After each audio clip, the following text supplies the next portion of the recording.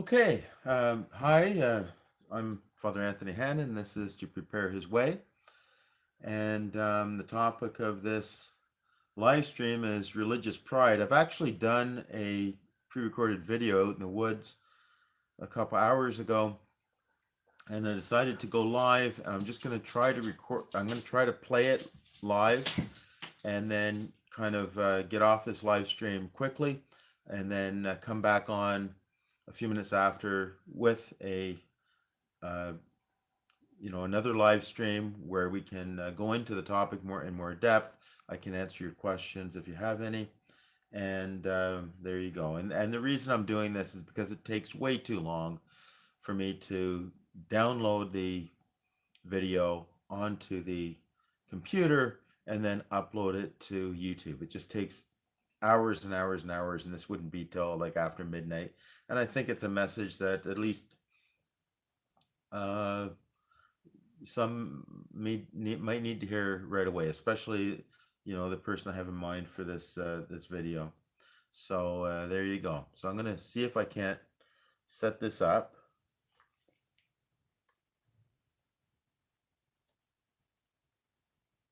and play the video. And I'm going to let's see, I'll minimize that.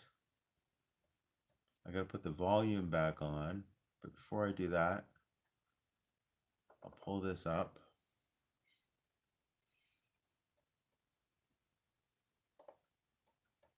Pause that. Thank you for your patience. So I tried to do this. Okay, I'm just going to switch things around for a second. It's going to be dark for a few seconds.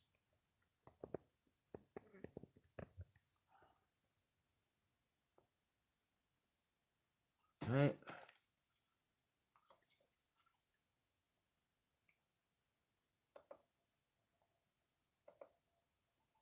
I hope this is going to be loud enough.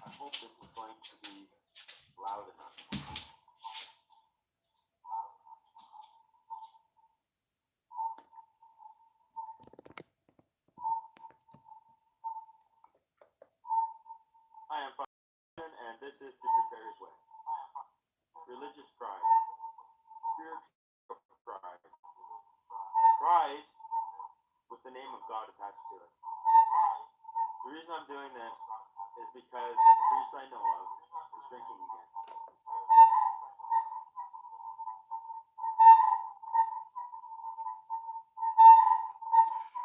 Well, this isn't working that well.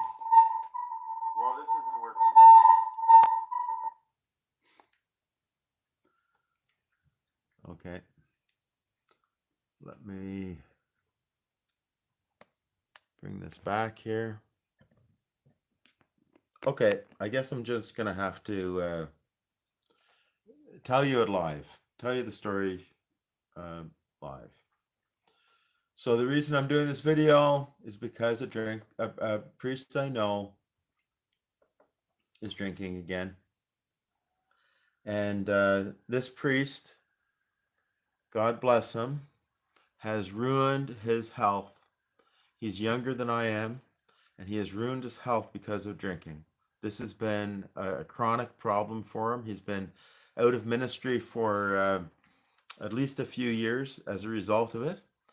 He's gone to get professional help at the treatment centers on at least 2 occasions for several months at a time. It's cost his diocese tens of thousands of dollars.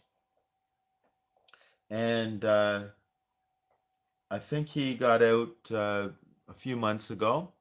His bishop made arrangements for him so that he has a roof over his head. He's not given him an assignment because he's not suitable for ministry of any sort until he can show that he can remain sober. And because he keeps going back to drinking. Now, this is a cunning and powerful and baffling disease, alcoholism addiction. And, not everyone recovers. But in his case, entitled this live stream Religious Pride, because in his case, the reason that he's not, applying the principles of recovery that he's learned in treatment and making use of Alcoholics Anonymous and the tools available there is because of religious pride. For him, it's all about the Latin Mass. The Latin Mass is the answer to every problem in the world. And he offers however many years he's been offering the Latin Mass, but he has a sickness, and it's called alcoholism. And the Latin Mass is not going to save him. God will save him.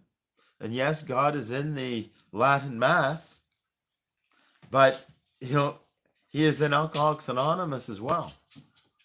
And now he's making more of a fool of himself. Everyone knows that he's drinking, and he takes alcohol and gets some liquid courage, and then he goes and lectures others and how they're not really good Catholics, and how whatever their theology or whatever they're doing is not right.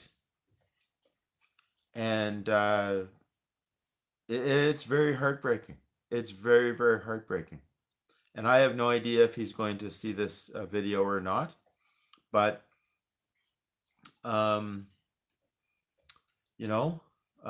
if he does, I hope it's a bit of a wake up. And if it's not a wake up for him, I hope this story is a wake up for someone who watches these videos, who's going to come across this video at some point.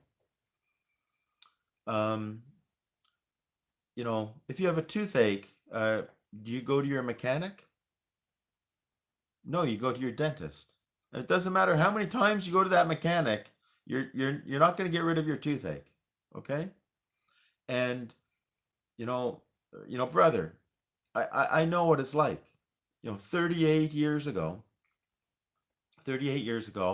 I went to my first 12-step meeting.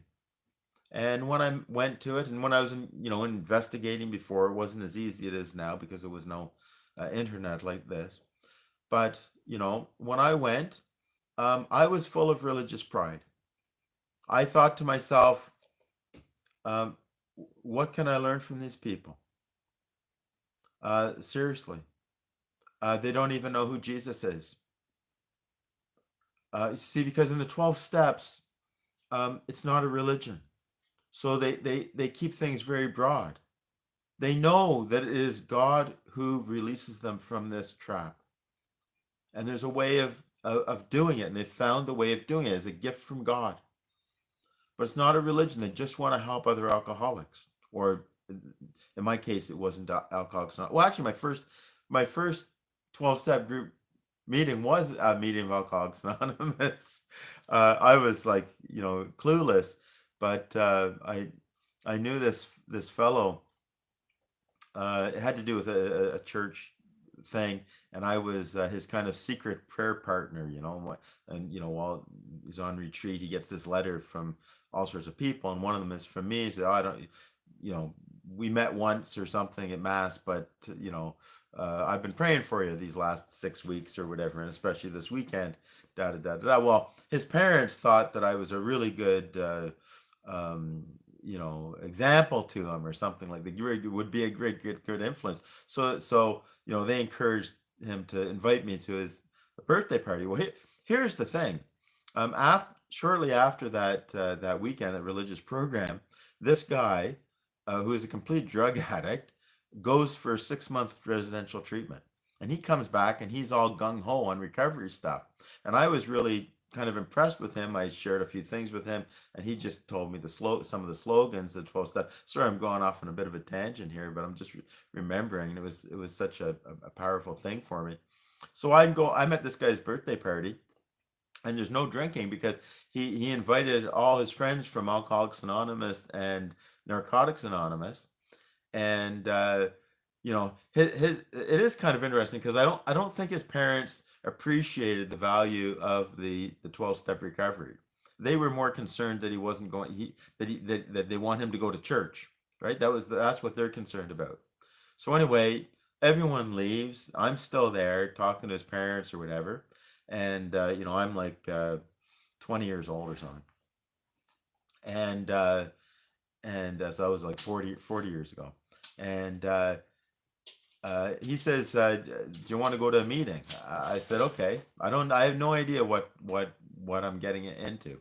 And we go to this church, and we walk into this AA meeting. It was a closed discussion AA meeting.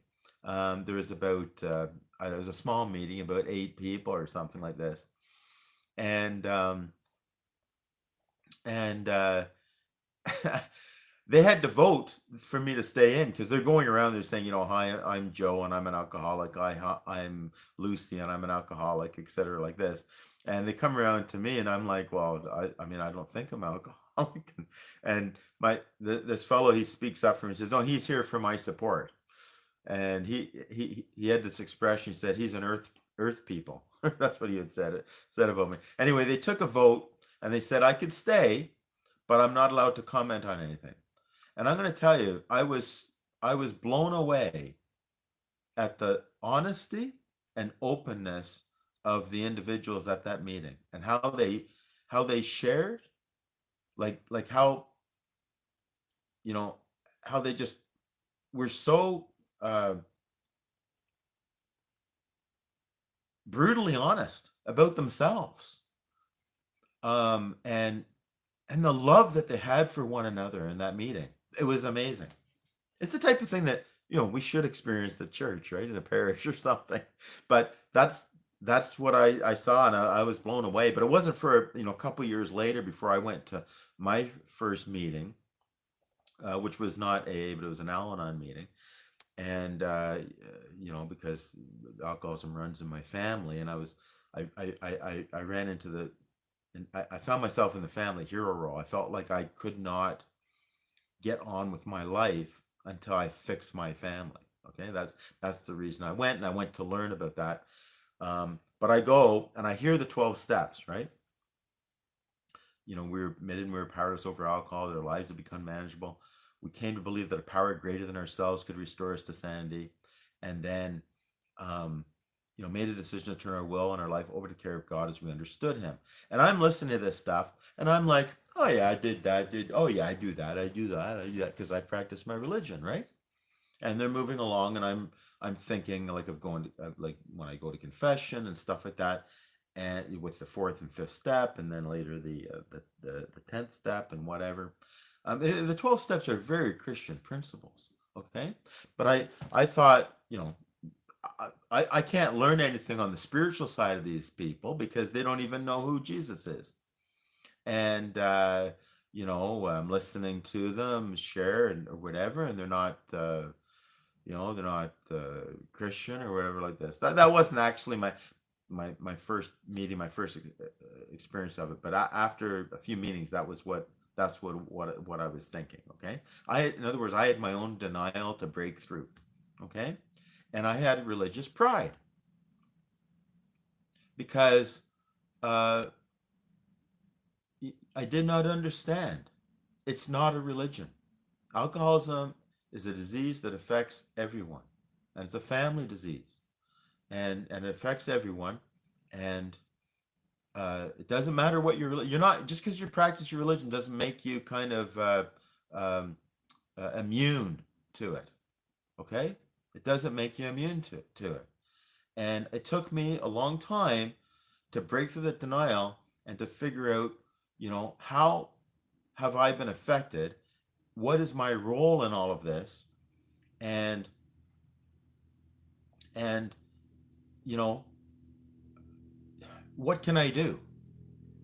And my own story is that, like once I broke through that that denial, and once I applied the principles of the program, okay, and I also got extra help, which was all like extra supportive stuff regarding that, and regarding the 12 steps, then I was set free. It was a resurrection. It was a fruit of the resurrection of Jesus Christ. That's the way I look at it. And God used that. And every good thing comes from God. Everything good thing good thing comes from God. And if we say that something that is obviously good is not from God, well, I don't know. Do a little search about when they were saying that Jesus was casting out demons by Beelzebul. Okay, but anyway, back to the kind of the purpose of this video. And sorry that this is actually going to be longer than I intended. If I had just played that video, it would have been like this whole live stream would have been over already. But anyway, look, I think this is an important message. This poor priest, he doesn't need AA, okay? He doesn't need AA. Why? Because he offers the traditional Latin Mass. This, my brother, this has not worked for you. Let it go. I'm not saying let go of the Latin Mass. That's where you want to pray. Go for it. Go for it. But go to AA. Trust them. They understand your illness. They will love you. They will accept you. You know, try to let go of the religious condescending attitude. Go there and listen and learn. I mean, you probably already have in your head. I mean, what last time you were in recovery, what was it? Like at the treatment center, what was that, 6 months that you were there? You don't have an assignment. The bishops made arrangements for you so you have a roof over your head. Why don't you go to 2 meetings a day? Some days you'll be able to go to 3 meetings a day because you're in the city and there's lots of meetings. And I really encourage you to do that. But you know, I mean, I'm speaking like he's listening to me now, and he's not, and you know, he'll probably never see this video. But the thing is, there's lots of people with this problem. As a matter of fact, there's some who, I speak to so many people on a weekly basis, okay? And you know, some are might even be watching this and saying, "Father, are you thinking of me?" Well, yeah, I guess maybe I am. But it's, you know, how does that song go? You're so vain. You're so vain. You think this video is about you. The fact is that this is a widespread problem, and it breaks my heart. It breaks my heart that my own religion, that our own religion, the faith that we share, is that makes the wall of denial extra thick because of religious pride.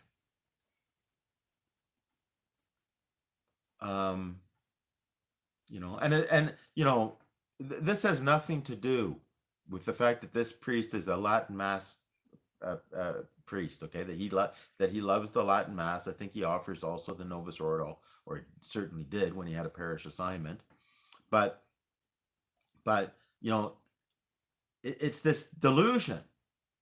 It's this delusion that if we just go to Mass, or if we just go to confession, everything will be fine. No, our faith is not magic. You know, sometimes we have to actually do some work and go a little bit deeper. And I've seen this a lot in the charismatic movement. I've seen this a lot in the charismatic movement, where people will go to a meeting, charismatic meeting, and get prayed over, and it's like, my desire to drink was gone, and I haven't drank since, and it's a great testimony and stuff like that, but it's not really a great testimony, because recovery from alcoholism or any addiction is more than just stop using. It's about learning how to live, and that's what the 12-step groups are really good at. Those who've been around for a while, they've got tools of recovery, and it helps people. And you know, if anyone goes to these meetings and allows themselves to be a little bit vulnerable, you're going to make human connections, and you'll be way more alive, and you'll be a better witness. And you know, I'm thinking of one particular charismatic religious community, actually, who 30 years ago fell into this trap because a priest came in, you know, from far away, and said that he was cured of his alcoholism. So it was a great testimony. He used to be an alcoholic, and now he's not, because he went to a charismatic prayer meeting and was filled with the Holy Spirit, and now he doesn't drink anymore. So this community foolishly made him. He's been a priest for however many years. He had not drank for so many months or years, and they put him in charge of a house of formation, and caused a real mess for that community and a real division in that community to this day. And he caused a lot of harm to individual men who were supposed to be in formation preparing for the priesthood. And I don't know if they've really learned their lessons. Some of them I think have, and I think some of them haven't. Um, but so many, laity, you know, going around to charismatic prayer meeting and this conference or that. I've watched this. I've watched this for over 35 years. Um, and they're just looking for the magic fix. And, you know, yes, God is all powerful and there's nothing impossible for him. But he's chosen to, that applies to anything. That applies to anything. If you have a heart condition, fine, get prayed over, receive the sacrament of the sick, whatever the case may be. But go to your doctor, get the surgery. Like, God works through ordinary means and ordinary people.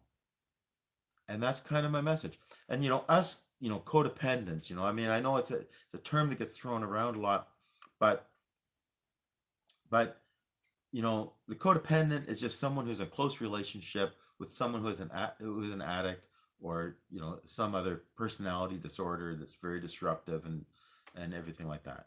And we develop coping mechanisms, and some of us become controllers, and some of us become fixers, and some of us become fall into kind of a martyr complex, and all these things. And we've got this extra thick, wall of denial, layer of denial, because I don't have a problem. You have a problem. Look, you're the one who can't hold down a job. You're the one who keeps getting drunk. You're the one who's da da da da da, right? And we,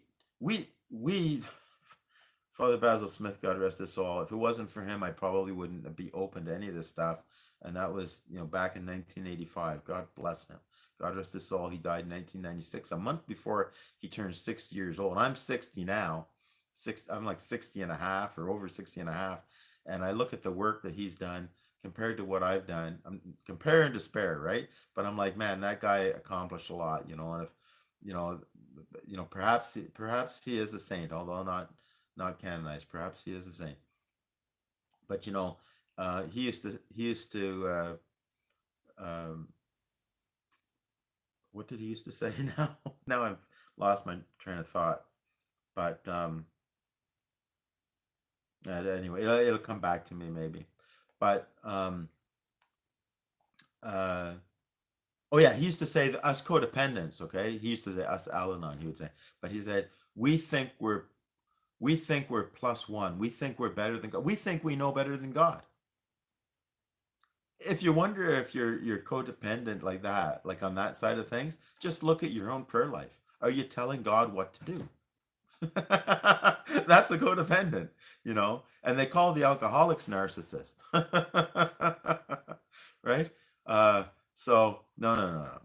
And by the way, narcissist, everyone's throwing around narcissist. I don't, like, as if like these, like anyone who's like, fallen into some sort of has been kind of abusive of someone has like no hope or something like that. Now I'm no expert, but it seems to me like this seems to be overly diagnosed or something, a narcissistic complex or whatever it is. Anyway, I think the same solution, the Al-Anon and Codependence Anonymous is the same solution. If you've been affected by a narcissist, well, I don't know if there's an equivalent of that. There's Narcotics Anonymous has Nar-Anon, like, which is equivalent to Al-Anon. But anyway, it's the same solution as far as I'm concerned. It's learning how to be properly detached, and as Christians to love people, even if it has to be at a distance. right? Um, but anyway, us codependents, if we are also have religious faith, then that wall of denial is super thick, almost impenetrable, because we think that our enabling is holy. And this is why I put forth, this is why I put forth that the bishops who've covered up for perv priests, it's codependency problem. See, because when the sick codependency thinking gets grafted on to religious concepts, the enabling becomes like a religious precept. So these bishops, they would feel so guilty if they did not cover up for the perv priests. Okay, so it's a huge mess. It's a huge mess. Um, yes, a lot of people reach out to me, are codependent, and I mean, I'm not out here trying to do it. I don't. I'm so blessed because I'm not in a parish. I'm not trying to help those who don't want the help. But um, sometimes I'll say, look, I think you might find some help in Al-Anon or Codependence Anonymous. And so many will not go. Why? Well, they think that their religion is going to fix it. I'm a priest. I get that. That's you coming to me because I'm a priest. And I'm grateful to be a priest. By the grace of God, I'm a priest. But I'm just saying, you know, don't use your religion, don't use your Catholicism or your Christianity if you're not you're a non-Catholic Christian as an excuse to not go to these meetings. And I know, I know that um, I know obviously our faith is precious, but don't be afraid. If you really have faith, you do not have to be afraid. Look at me. I went out to the truckers convoy. I go out, I'll talk to anybody on the street. I'm not afraid of losing my faith because I'm talking to someone who might not be practicing Catholic. It's actually a real sign of lack of faith. Um, these Go and be human and go to the meetings, realize the common denominator. We all have wounded nature. Maybe people don't, maybe non-Catholics wouldn't have that language to talk about it like that. But you go to these meetings and you have this common problem. And you'll find out, like I did, that God will use even non-Catholics to give good example, to show a way out. Because guess what? God loves them. And he lets the sun shine and the rain fall on the good and the bad alike. So that's kind of the message for this video is, religious pride, spiritual pride. This should have no place in someone who is really trying to practice their faith. If you're Catholic, and you have kind of a proper pride that you're practicing Catholic, that's a good thing, right? Well, put your faith in action, and don't be afraid, and go to these meetings. And yes, refrain from talking about religion, because like this priest, his religion has not kept him sober. He needs to go to the meetings and listen and learn. He needs to shut his mouth and listen and learn and have some humility and watch how God has taken this person or that person and freed them from their alcoholism, even though they're not practicing Catholics. And back when I used to tell God what to do, I used to tell him, I said, Lord, I've been observing, I've been observing at these 12-step meetings that people who are practicing their religion, like practicing Catholics, seem to have a harder time. They're slipping and falling. They're having a harder time. Like and some people who do not have the supernatural faith and they're wandering around in the dark in terms of who God is. They're jaded. about religion or whatever, and they seem to be doing okay. They seem to be, achieving sobriety and serenity. If and wouldn't it be better if those who professed you had an easier time? And it's not like that. It really isn't like that. And this is where our religion becomes a problem. So just beware of that. So I see that a lot of people have been leaving comments and stuff like that. So I can't wait to look at the live chat and see what's going on here. So let me just switch this over to all messages. We'll go up to the beginning, if I can get up there. Okay, Marie, hi. Great topic, Father. Thanks, Rays. Good evening, Father. I think everyone should be exposed to the 12-step program. Exactly. Good evening, Father. I miss my meetings, may not be using, but the character defects do come up. But thank God I do it. No, it's important that we are grateful for the Catholic Church. Okay? And like it's very important.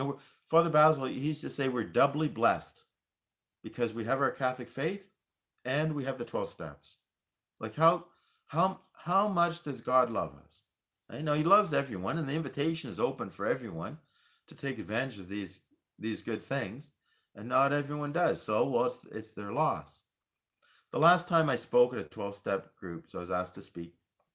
Last time I spoke, I said, look, if you want to go to heaven, go to church. And if you want help with alcoholism, go to AA or Al-Anon. Right? AA if you want to stop drinking, and Al-Anon if you want someone else to stop drinking. Right? Okay? You understand? It's a different thing. If you want relief from your toothache, by all means, go to Mass. By all means, pray the rosary. By all means, go to a charismatic prayer meeting and get prayed over. And maybe a miracle will happen, and your root canal will be cured, and your cavity will be filled in without even going to the dentist. But I would say go to the dentist. And even if your dentist is not Catholic, God is using that dentist as his instrument of healing. And as a sign of the resurrection, you should see it like that. That's the way I see it anyway. So someone says, I am reading I won't read your names out loud. I'll just read the comments here. I have been confessing to my 2 priests for 4 years. I got drunk. They kept telling me I was doing good. Keep trying. A new priest takes over, seeing me in confession the 3rd time. He dropped to his knees in front of the tabernacle. I could feel his energy in the box. I started with the same. I got drunk. He stopped me and said, no more. You either go to detox treatment or AA. I've been sober ever since. Exactly, Mimi. And you know what? I'm going to tell you, my when I became a priest, and they assigned us 2 large parishes, and the pastor and I really encouraged people to go to confession. And it was so wonderful, and I'd have people come back and they say, Father, I just want to let you know, I went to confession to you 3 months ago. You told me to go to AA. I haven't had a drink since. Like, it works. It works if you work it. Beautiful. I'm so happy to hear that. That's so awesome. Step 3, turn your power over to the care of God. Yeah, turn your life over to the care of God. And it's turn our life and our will over the care of God as we understood him. Well, you know how the 12 steps came about, right? Bill Wilson and Bob Smith, right? They're the 2 kind of co-founders, the 2 big names. There are many others, but Bill W. and Bob S. Right? Dr. Bob, he was a medical doctor and an alcoholic and couldn't cure himself. Doctor cure himself, he couldn't cure himself. And Bill had this idea that if he just helps another alcoholic, he might stay sober. So they just kept helping other alcoholics, and eventually there's about 100 people who were all trying to help each other, and they achieved sustained sobriety, for a few months or whatever it was. So Bill, he is an intellect, and he decided he was and a prayerful man, a Christian, non-Catholic Christian, But he was um, uh, he was wondering, how did we do this? So he wrote out the 12 steps. It says we admitted we were powerless over alcohol. So he goes back to the 100 members and he says, "Is this what we did? I think this is what we did. I think we admitted we were powerless over alcohol and their lives have become manageable. Is this what happened? And then we came to believe that a power greater than ourselves could restore us to sanity, etc. And then made a decision to turn our will and our lives over the care of God as we understood Him." Um, do you know, Catholics, that one of the reasons that the 12 steps are written as they are, and it's not a theological creed in these meetings, is for the sake of those the certain number of Catholic alcoholics of those first 100? Because as Catholics, we were not allowed to pray with Protestants. So he said it's not a religion. And as a matter of fact, it was with a non-Catholic Christian kind of charismatic type of group that they received a lot of support out. But they decided, no, this Alcoholics Anonymous is not about your church group. It's about helping alcoholics. That's our primary purpose.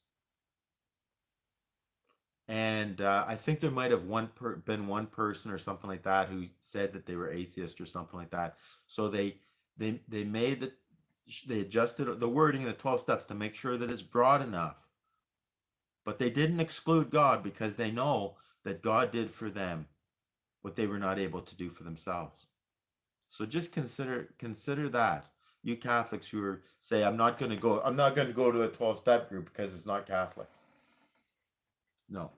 Like, don't be ungrateful for what God has given people as a gift. And maybe he wants us to be a little bit humble, and maybe he wants people to at these meetings who have been estranged from the church to get to know someone who actually practices their faith.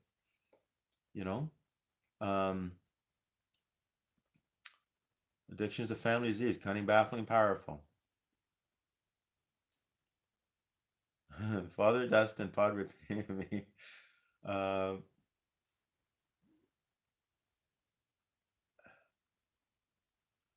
Yeah, so Mimi, God bless you. You are,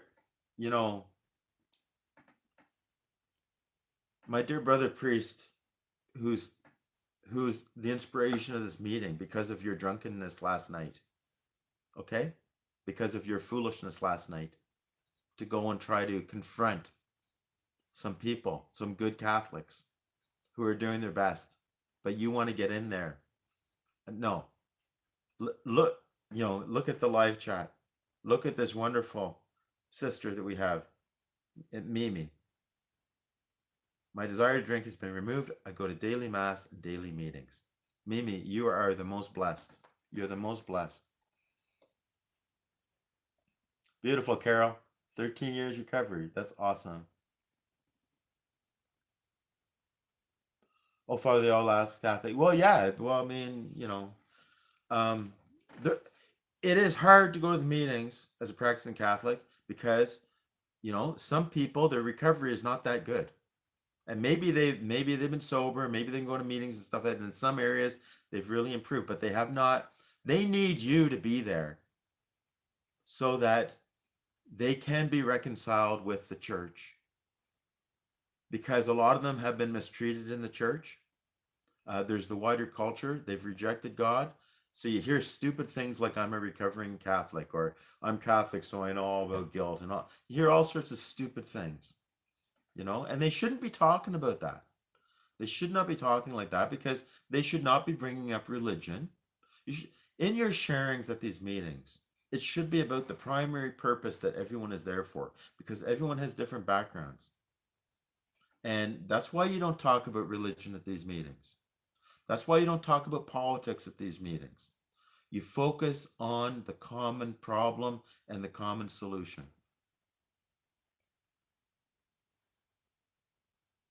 Carol, I'm struggling with division in the church. Every time I watch Terrell Marshall, I get angry. LOL. Yeah. Well, good you laugh about it. Yeah, I don't.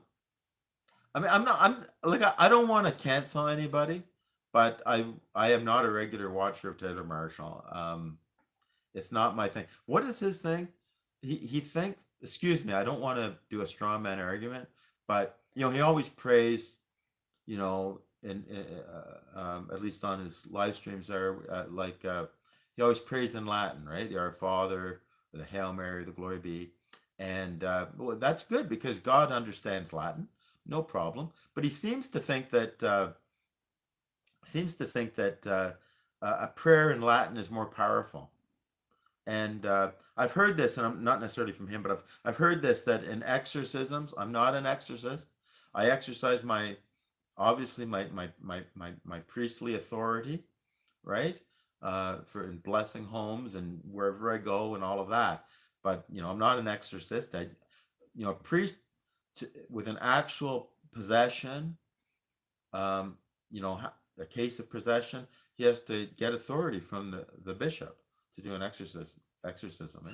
But apparently, in these exorcisms, the demons only listen to the Latin prayers, or they respond. The Latin prayers seem to be more powerful. I'm like, oh, okay. So the demons don't understand English. Fine. But I'm not talking to demons. I'm talking to God. He understands English perfectly fine. AA was started by the Oxford Catholic group. Oxford wasn't a Catholic group, was it, Mimi? Okay, well, you might know more about it than I do. So Mimi says that this first group, all the scriptures in the group are Catholic, and Bill W.'s wife was Catholic. Okay. I mean, I didn't know that. I didn't know that. But as Catholics, just like salvation comes through the Catholic Church, like all graces in the world come through the Catholic Church.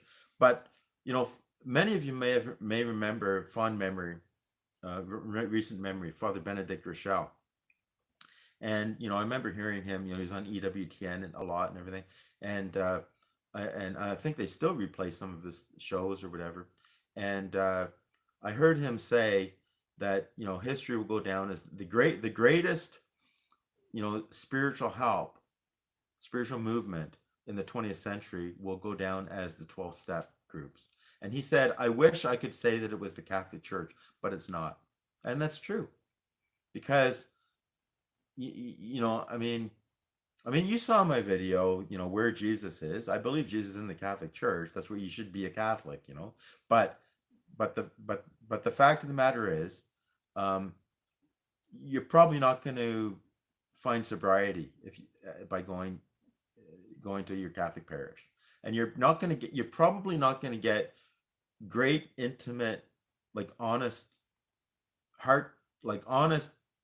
You're not going to get the same level of honesty and intimacy by going to the parish, coffee and donuts after mass, that you would get at an AA meeting or an Al-Anon meeting or a Codependence Anonymous meeting or an Overeaters Anonymous meeting or whatever, any 12-step group. That's where it should be in the church, but it's not. And go there. And I think God has made it like this because he loves all those people who are not Catholic too. And we shouldn't be just living in our own echo chamber. Michael, greetings, Father Anthony, God bless. Yes, a 12-day program, Elliott Lake, for codependency. And in Southern Ontario, I think they have a 6-day program, even more condensed. But yeah, it's a big thing. First time doing 4-step. Bill W had them do it with a priest. Things I didn't know. I'm always learning things. I'm always learning things. When I Mimi means the 5th step, actually. I think. When I did my 5th step, I purposely didn't do it with a priest because I had to overcome my religious pride, and I only trusted priests, and I needed to get past my mistrust.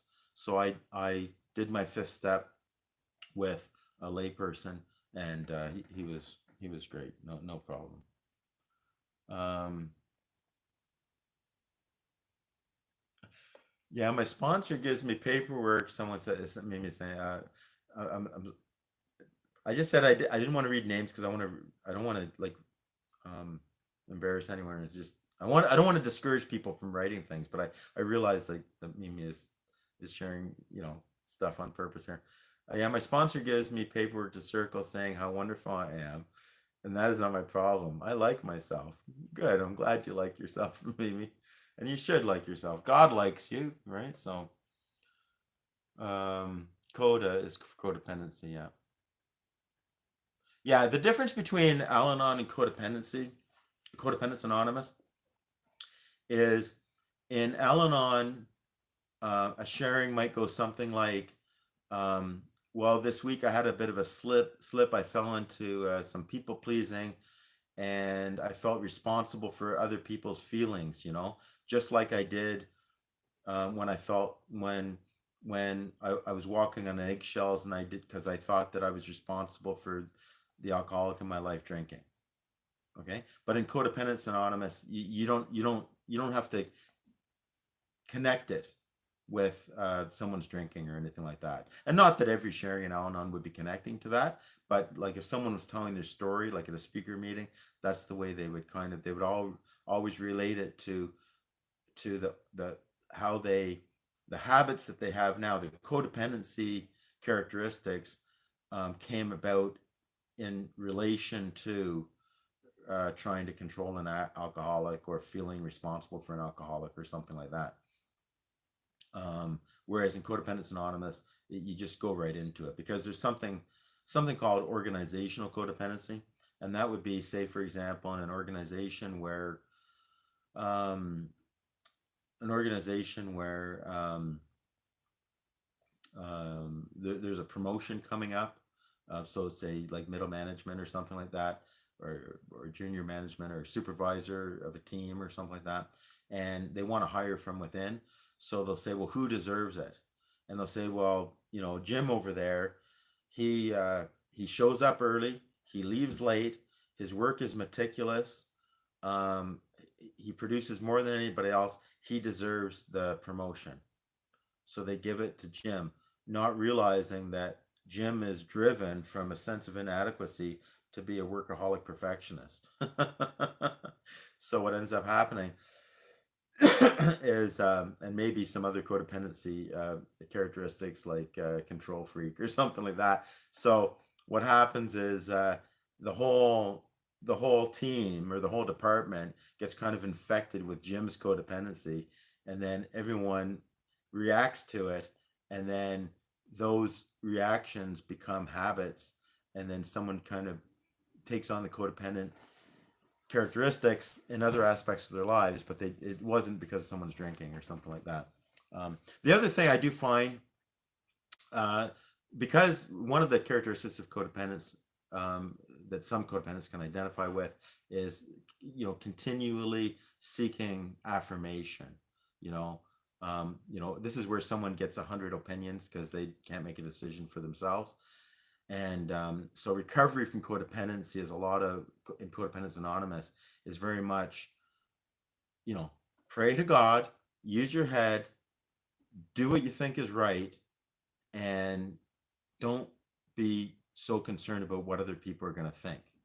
You need to do what is right, and that's some of the strength that I drew on in when during the scamdemic and everything, and no masks and everything. It's like I don't care what anyone else thinks. I must be truthful to myself, and I must not participate in a lie, especially as a priest. But just as a man, I must not participate in this lie that wearing the outward sign of submission is going to whatever. You know the whole story. Um, so and so there's a real, I think, emphasis in Codependence Anonymous for that. Um, and and there are old timers in Codependence Anonymous who are like old timer Al-Anons, so they will be drawing in the discussions of the meeting, some of the tools of recovery, the slogans and detachment and all these other Al-Anon principle, detachment and whatnot.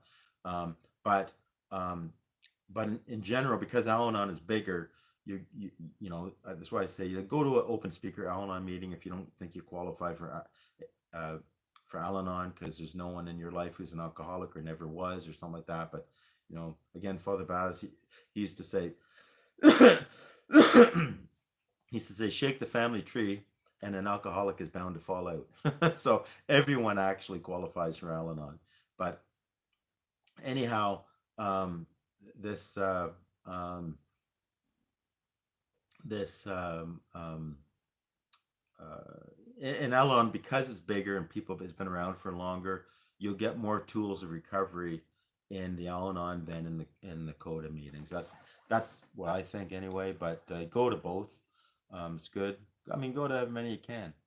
What I really want to do, just so everyone knows about my plans for this retreat center, I really want to get the main building done, and I want to have it so that I can have meetings here, so that even though like someone's on retreat, they don't have to go to meetings because it's a silent retreat place. But because in the background of the retreat center is help for people in 12-step groups, the 12-step recovery, and especially integrating that with their Catholic faith, that I want those meetings to be here so that it'd be like, oh yeah, well there's a meeting tonight, there's a meeting tomorrow night, and I want to open it up for the larger community, for 12-step groups. So anyway, so hope that answers some questions, whatever. I'm really humbled by the people who watch these videos and sticking with the live streams, and I'm really humbled by this. I really appreciate it. Helps me get out of myself, and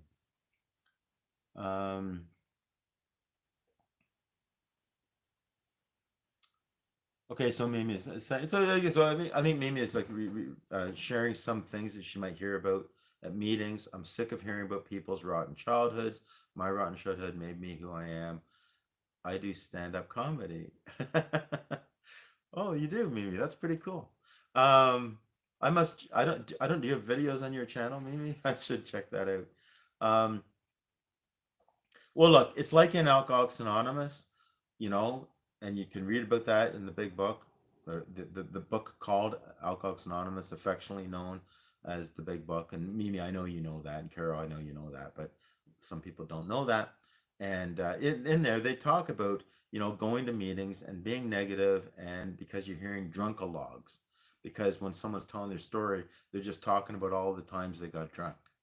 And that's, remember, that's where they're at, and that's part of their healing process. But you be a good example in the meetings, you know?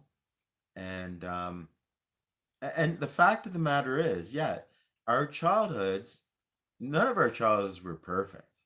And even those who were seemingly perfect, and they're probably in denial, and they, even it does shape us, and we learn skills. I mean, again, the last time I spoke at a meeting, I said, okay, look, one of the skills that I learned was, I could really pick out, uh, excuse me, let me back up. I worked at a movie theater for about 5 years, from 1981 to 1986. And one of our jobs as ushers was to confiscate any contraband, especially if people were bringing in soft drinks or beer cans or anything like that, because it's very annoying when someone lays down their pop can and it starts rolling down in the middle of the movie, clunk clunk clunk, clunk clunk clunk, all the way in the middle of a movie, and it can be a danger. Someone can step on a can or a bottle and slip and stuff like that. And I would, and people would, especially if they had beers or something, they would be very careful. They're going to wait for a really noisy part of the movie to open up their can, eh?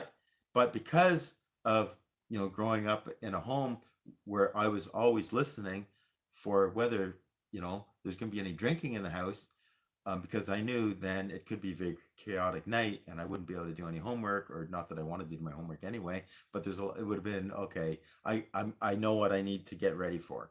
And so I had this great, my ears are really good at hearing psst, psst. So they'd be opening their beer cans at the most noisy part of the movie, big explosion or something. I hear, oh, and I'd go and catch them. So we do develop skills, and even like I was talking about this fictional person Jim, who's kind of a workaholic perfectionist. Well, there are people who succeed in life, in the kind of the worldly life, and and some of them are driven by this inadequacy. They don't even know why, but they're driven. They're workaholics. They work, you know, 6, 7 days a week, 16 hours a day, but they make companies, and they hire people, and they're it's sad because they're actually, killing themselves, but it allows them to whatever provide for their family and provide for all sorts of other families. But it's not always because they're healthy that they're successful. Um, I stopped going to meetings. I'm with Jesus and the Rosary and the Holy Mother. Anyway, do what you need. Everyone has to do what they need to do. But let's just pray, if you don't mind. Let's pray for this priest who will remain nameless, but pray for this priest who, it's one thing, if you've got a lot of sobriety, but this guy, I think God wants him in the meetings.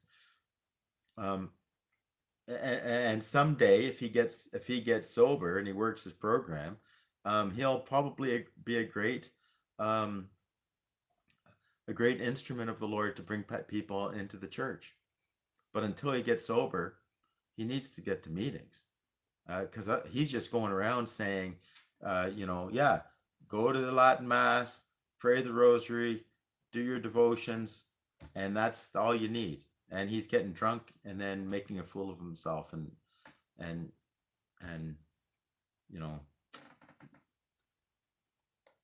I was on a retreat last week with an awesome priest.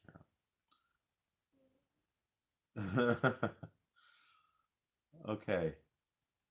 Um, People have resentments towards slap happy people like me. Mimi says, um, okay, your guys are kind of in a dialogue, so I probably won't read all these out loud. I'll just take a look at them. But um, here's the thing about resentments, eh? Resentments are really defense mechanisms. Um, because we think that someone else or something else is in the way of our happiness. And that's what resentments are. And one of the things you learn in recovery is a 12-step recovery is you're responsible for your own happiness, and you're responsible for your own salvation.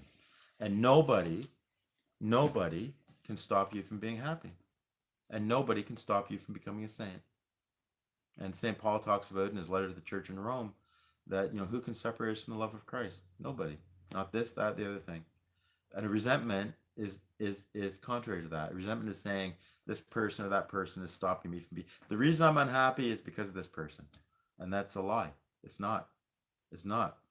You always have choices, and nobody else has to change for you to recover, or for you to be happy, or for you to become a saint.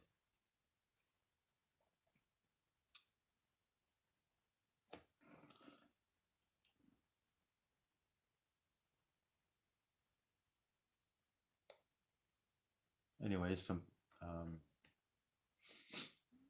Carol just saying that the 12-step meetings saved her life.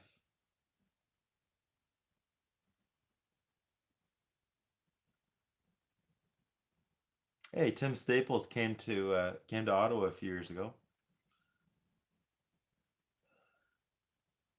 Yeah, you don't have to hide your faith, but don't just at the meetings, you don't have to hide your faith. I make the sign of the cross, maybe says whenever we pray, and that's perfectly fine, because that's the way you pray. Um, but you don't have to make the sign of the cross. You can be more hidden if you want. It's not a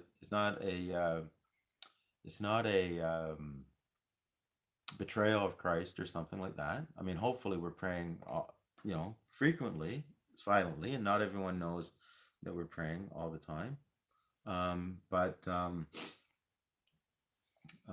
yeah, just I would encourage people not to go to meetings and talk about religion, because there's only going to be a certain percentage of people at that meeting who will be able to identify with that, but everyone will be able to identify with the struggle, and eventually they'll get to know you and they'll trust you, and then they can find out that what do you do on a daily basis. It's a one day at a time program. What do I do?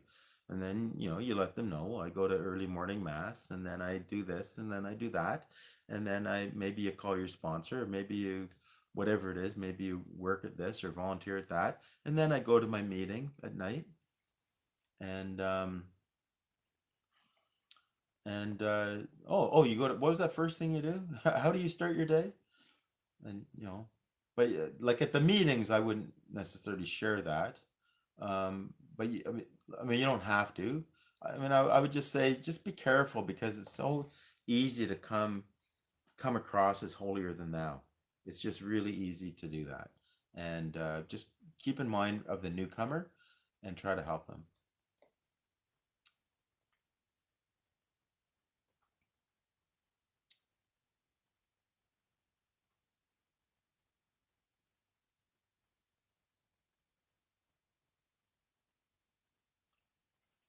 Okay, Joe Thompson, what is the fifth step? So I went through the first three steps. The fourth step is made a searching and fearless moral inventory of ourselves.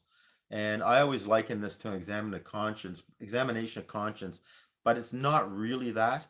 Um, it kind of is like a general examination, which is another term in the Catholic Church, where you're looking at your whole life and you want to do a general confession, which you're confessing sins you've already confessed, not for forgiveness, but for sorrow, renewing sorrow, and you're just just clearing the wreckage of the past, so to speak. But the fourth step is really, I've come to see it as really looking for patterns. And Alcoholics Anonymous publishes a book called The 12 Steps and the 12 Traditions. And in there, it asks very pointed questions. Like, for example, looking at each relationship, was I selfish or not? It's a method of examining oneself morally, and its member says fearlessly, and searching and fearless, and um, one of them is, the methodology is to write out resentments and then examine, what am I afraid of? And of course, this is done after the third step. So you do it with God. You know, just like we would call on the Holy Spirit to examine our conscience. But I find that the fourth step is much more in depth, slightly different than simply an examination conscience. Because remember, when you're examining your conscience, you basically you're looking for sin. You're turning over every stone to find sin that you would bring to, especially if it's a mortal sin, to bring to confession, so that you're forgiven and restored to the sanctifying grace, restored to your baptismal grace, right? Yeah, with the absolution. But with the fourth step, you're really trying to find out, you know, what's what's what's been going on here, because it really is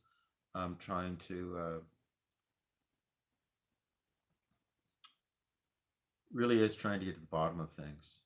Um, okay, new commenter.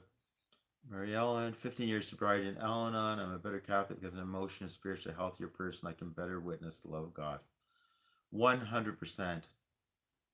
And someone may look at me, because, some people like me and some people don't like me. And it's one of the reasons why, really not supposed to go out and say, I'm a member of this group. But because, yeah, some may say, they may look at me and say, well, if if that if I go to 12 step groups, like maybe I would become like Father Anthony, and I don't like Father Anthony. And I kind of like say, well, you should have seen me before.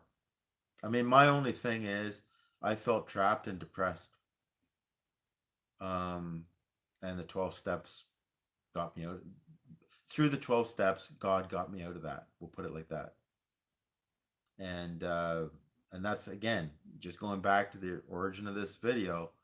Um,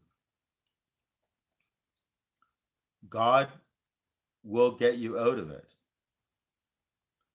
but if you think that you're going to um, recover to your full potential from your family of origin issues or your alcoholism, um, or your high blood pressure, your your toothache, by going to mass, just consider that God has a lot of different ways for dealing with these problems, that are focused on those things. Um, and if sure, like you know, reading the saints and reading like say, especially like say John of the Cross or Saint Augustine, or reading the scriptures, you can gain insights. You can gain insights. People grow without 12 step groups. Okay, people grow. But I'm saying, you know, there are certain things that are tailor made for certain problems, and I would say make use of it. Otherwise, like this poor priest, he keeps getting drunk. He keeps getting drunk, but he thinks that all he needs is the Latin Mass or the charismatics. I've seen so many crazy charismatics, and they just keep going to charismatic prayer meetings, and they never do the action. They never did a fourth step. Never did a fifth step.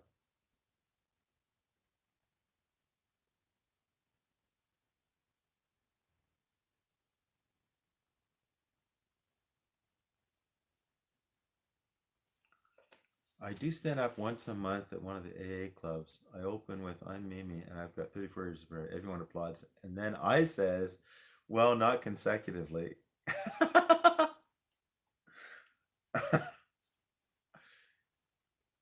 uh, oh, Darko, great, great. Darko's a nickname there for he's a Croatian, my Croatian friend. Um, okay. I think I'm getting to the end of the chats here somewhere. Um, I wish Mimi says, I wish I could show y'all the Al-Anon salute. Mimi, describe that. I should know what that, I don't know what that Al-Anon salute is. I don't know what that is.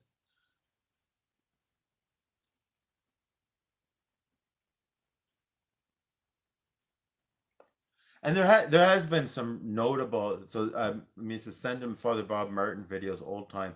I'm assuming Father Bob Martin is like would talk about AA recovery or something. There's definitely been some notable priests in AA. I'm not an AA member.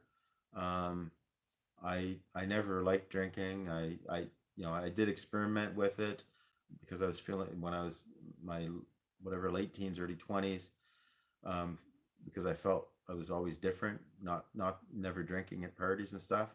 But I just got dizzy and I didn't like it and stuff. So I was always looking for a reason not to drink. And giving statistics, um, that I have a high chance of becoming alcoholic because it runs in my family, I was like, yeah, there's I don't think so. And I just offer it up as something that is well, it's not a big sacrifice for me. It's to not drink. I mean, who cares? It's imagine I could be really unhealthy right now if I was drinking these past 40 years. Um, Not to mention a lot more broke. um,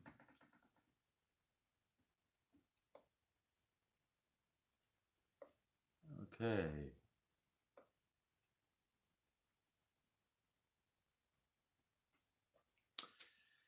Mimi, at the beginning of the Serenity Prayer, I make the sign of the cross. They know about the priest that brought me into AA. And Father, I make them laugh, so I get away with it a lot. Yeah. So, okay. Well, there you go. So, it's a little over an hour. I'm sorry, maybe I'll upload that other, or try to upload that other video. Like I take it takes hours and hours to do it. Um, and So I thought this was gonna be a 10-minute video. Well, what else is new? Um, so Carol's saying, Father, do you remember the movie The Valley of the Dolls? Dolls? No, I don't know that movie. Let me see if I can. Well, searching for it's not going to do much good, I guess. But do you have anything to say about the movie of The Valley of the Dolls? Okay. Anyway, thanks for everyone for joining in. I hope it was helpful in some way. Um, it's about addiction. Okay. Well, there's one movie going back to the late 1980s, I believe, that was actually very realistic. Um, a big warning: there's a lot of foul language and other stuff. It's maybe like in that sense way too realistic, but it's Michael Keaton, Clean and Sober.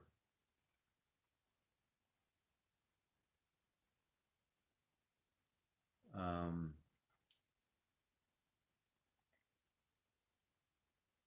there's all types of all types of addictions and everything like that. Um, I just really the point of that visit video. Please pray for this priest. Pray for some others. Just um, and yeah, some of you are watching this. Like I accept everyone, and don't get me wrong. Like I'm not like no one has to go to 12-step groups.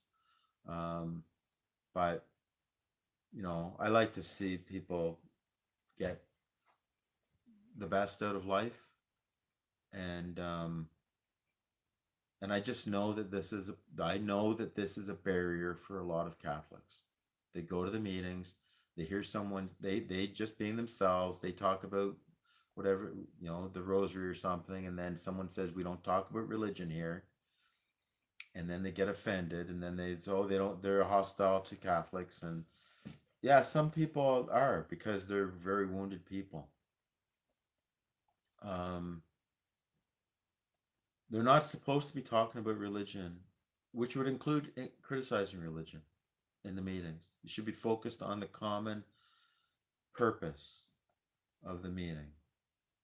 But you can't change anyone else. You can only change yourself. So, but you, one of the beautiful things about the 12-step groups is you go and you learn how to sift out. You learn how to take what you like and leave the rest. Like I say in some of the descriptions of my videos, take what is beneficial and leave the rest. One day, please God, one day, please God, I'm going to hear from a bishop. I do know of one retired bishop who's in recovery in Canada. Imagine that. I do think that most of the bishops grew up in alcoholic homes. And I do think that a good number of them have drinking problems. And, you know, but one day I'd love to hear from a bishop and ask my opinion. I'd love I'd love the bishop of this priest to call me. Um, but I don't think they will because they stay away from me. I think they're afraid of me a little bit. Um, and I think that yeah.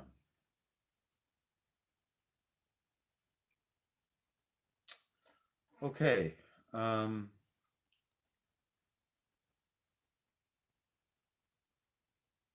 Kathy's talking about both masses are fine. So silly people squalling over which mass is better. Not a good witness for evangelizing.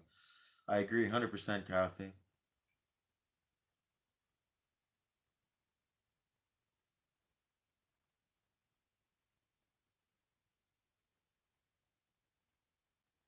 Kathy remembers Father Benedict. Am I at the beginning of this thing or at the end of these? Um,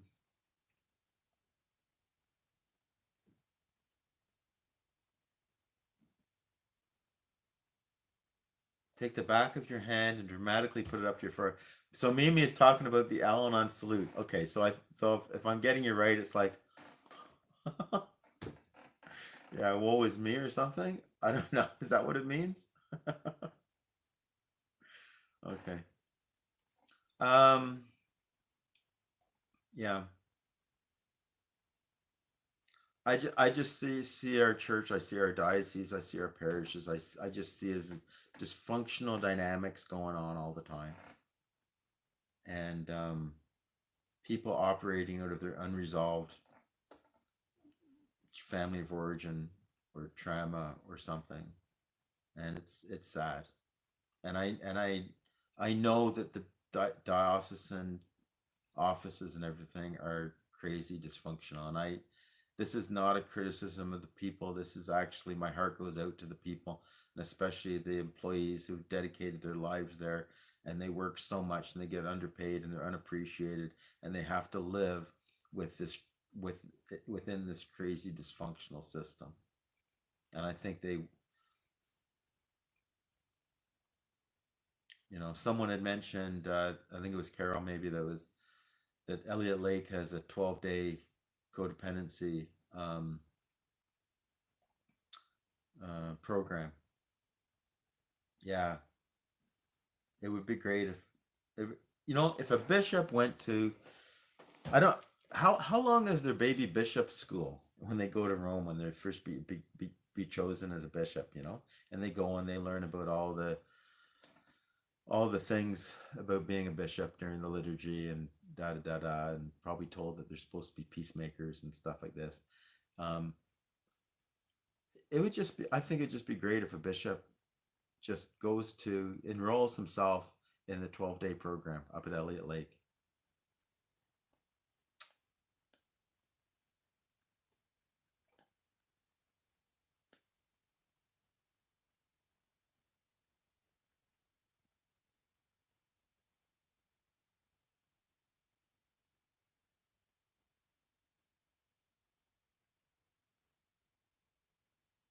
Dan is a new commenter here. Maybe they were always dysfunctional. Yeah. Yeah, I mean, you could say it's wounded nature. You could say it's original sin, whatever it is. Um, but I've found that in the 12 steps, you find a way out of that, or at least a way of, you know, living more serenely and more healthily and more honestly with people.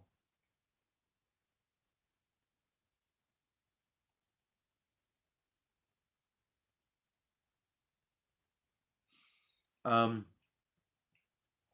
yeah, there's another priest I think who's familiar, a fond memory, at least in terms of public ministry, that some of you may have heard of, who I think is also very familiar with recovery stuff and is a very, very strong um, evangelizer and apologist, and that's Father John Carapi, who is, anyway, whatever anyone, however things actually played out, God knows, but we could say he was a canceled priest. And he's a priest forever. I believe he's still alive. Um, and after he dies, he's a priest forever in eternity as well. But one time, you know, I showed a priest um, um, some of Father Carapi's talks. He was giving his testimony or whatever, and and after about 10 minutes, like Father Carapi was, I found so great, so strong, so masculine, so clear in his thinking and his speaking. And after about 10 minutes, this priest said to me, "Why is he yelling?" And so I asked this priest, when you grew up in your family, he came from a large family, practicing Catholics, all his life. I said, when you grew up, did your mom and dad fight at all? Fight a lot? And he said, no, not at all. Not at all. Imagine that. He said, no, his mom and dad never fought. So I just said about Father Crappy, I said, that's not yelling. I know what yelling is. Father Crappy is just passionate. He's not yelling. You know, spend a month in the family I grew up and you'll know what yelling is. And here's the beauty of it all, folks. Here's the beauty of it all. Jesus calls men to be priests from all sorts of backgrounds and all sorts of experiences, of all sorts of talent levels and proficiencies in different areas, and everyone is different. So I minister largely to individuals that priest would not be able to, because he does not he does not have that empathy. But on the other hand, he ministers to people who had more stable family upbringings, you know, and so like some priests who are like upset with me or whatever because I say, well, I minister to Catholics that you don't, and you minister to Catholics that would never come to me. So if we look at it from that perspective, and every priest has something to offer, it may not be, your particular parish priest might not be a complete match for your particular needs at this time, but there's nothing stopping you from searching help elsewhere. And you know you know a large percentage of children who grew up in alcoholic homes and became adults, a large percentage go into helping professions. Okay, and that includes religious life. And it's not always that they've dealt with their family of origin issues like square on before they got into religious life, the priest, religious sister, religious brother, whatever. um, a lot of adult children of alcoholics become nurses or doctors, um, you know um, psychotherapists, psychiatrists, and and they have certain skills, they have certain sensitivities that makes them good at that. But I want to see anyone in helping profession to actually not just do the band-aid solutions and learn how to cope here and adjust here, but actually let's look at it squarely and deal with it. That's why I ask any bishop who might be watching, I just ask you the question to answer to yourself: by any chance, did one or both of your parents have a drinking problem when you grew up? Because I see a lot, and they might have gotten it through the organizational codependency, the organizational dysfunction of the church system, that has become dysfunctional. But they might have gotten it from their family of origin, and because what I see at play in the church is a lot of the dysfunctional rules. The control, the image is more important than truth, the covering up, the not being honest, and to the public. um, this is and like any bishop could watch this and be like, okay, well, he doesn't know me. Well, what harm is it? I'm just asking that question. And if so, don't be afraid. Look up adult children of alcoholic syndrome. Look up dysfunctional family, dysfunctional systems, organizational codependency. Do your research, but don't make it just an intellectual thing. Enroll yourself in a codependency recovery program. Um, go to 12-step meetings. Go to open me. I tell people go to open AA meetings all the time. If you're not alcoholic, so what?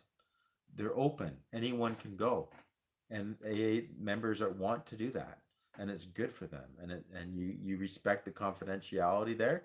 You know who you see here, what you hear there. Let it stay there, but go and learn and apply it to your own problems. Um, and it's wonderful to see. It's wonderful to see. Um, but yeah. Anyway, okay. Let me just go back. It's so cool that more people have joined on. People come and go, of course, during the live streams.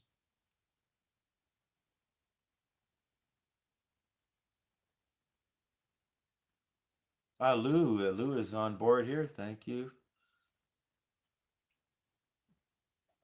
Yeah, Lou, I really appreciate everything you've done for me, you and your wife, and I'm so grateful. I had come across your blog spot way before I ever did the YouTube, so I'm really feel privileged to know you, and also one of your sons, and you do great work, and I'm just trying to be true to myself, right? And this is who I am, and that's it.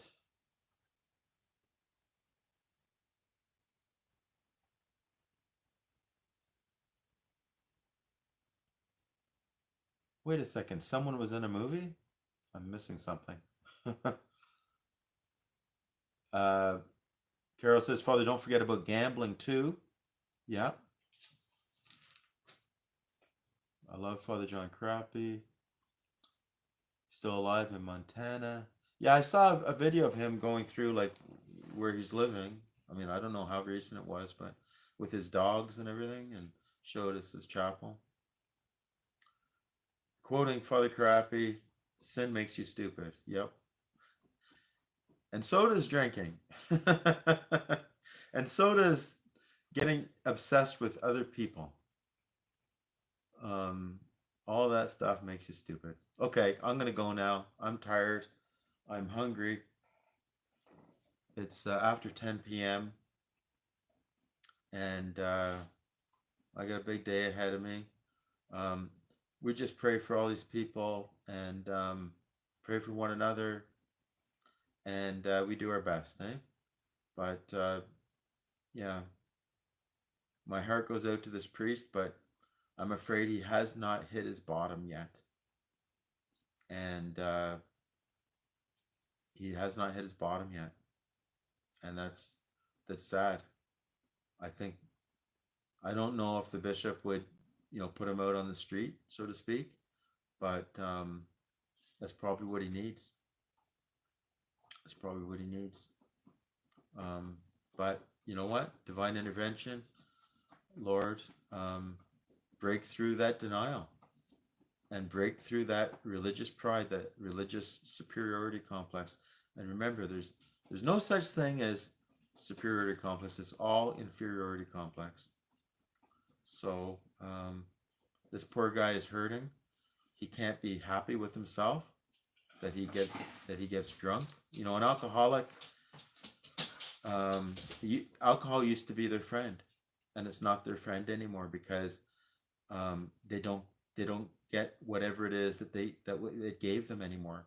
And a lot of alcoholics, they they they they just have this idea. Well, if I just drink this so much or this type of drink, and they're just trying to, as one alcoholic, recovered alcoholic, explained to me, they're trying to recapture that magic, and they can't do it because their body physiologically, it's all screwed up.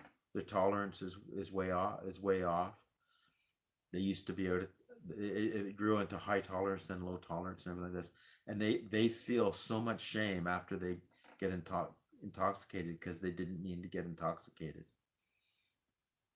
And when they drink, Oh, I'm just thinking of another episode a couple months ago of a different priest who showed up at a wake.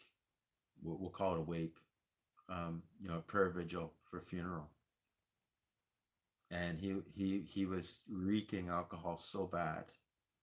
And when he got up to read, he was overly dramatic, you know, like a drunk, trying to make sure that he doesn't slur his speech. And everyone says that guy's drunk. Oh man.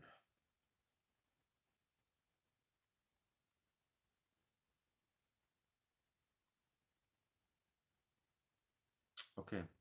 Thanks for joining me. The Lord be with you. May Almighty God bless each and every one of you in the name of the Father, and of the Son, and of the Holy Spirit. Go in peace.